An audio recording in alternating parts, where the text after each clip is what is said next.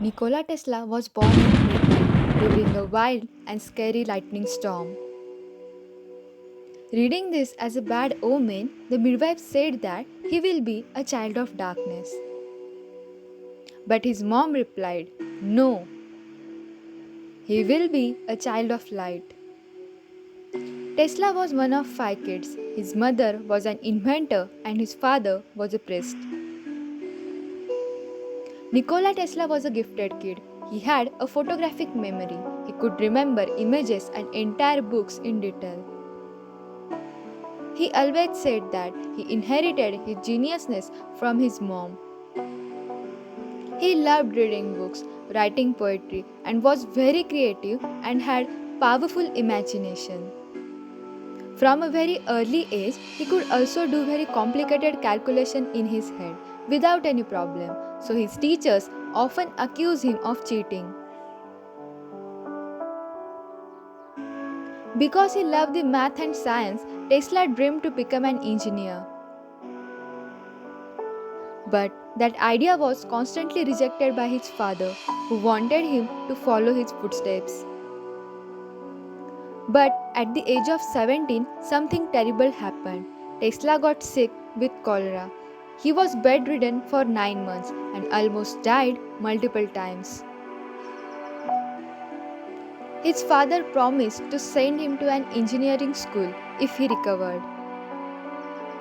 And thankfully he did.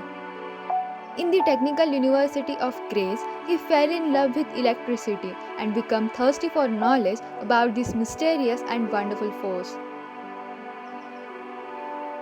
But when his father passed away, his life fell apart.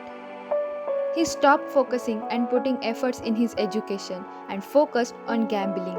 Unfortunately, he lost a lot of money, including his tuition fee, which led him to drop out of college and never graduate.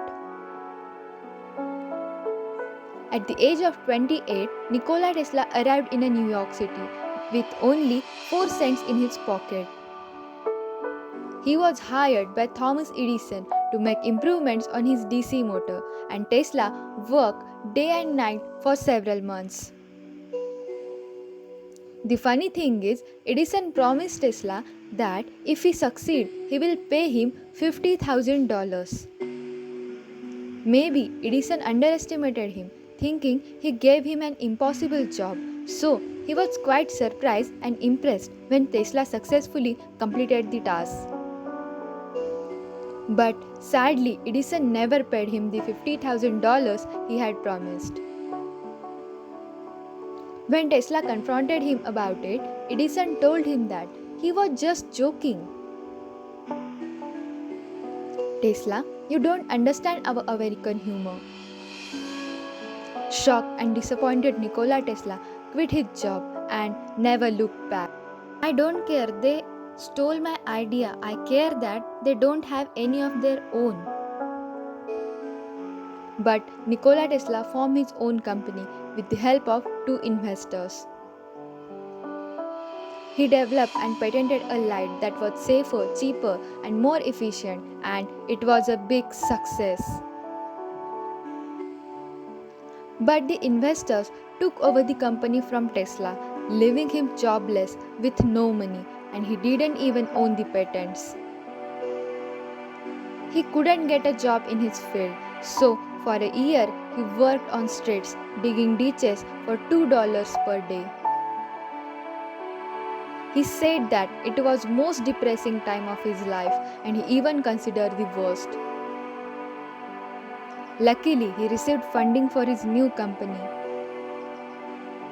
He designed the AC electric system and successfully filed for patents that were later bought by George Westinghouse for $60,000 and stocks in his corporation. So, even though Tesla and Edison were rivals for years because of AC's greater efficiency, Edison lost and Tesla helped to bring electricity to the United States.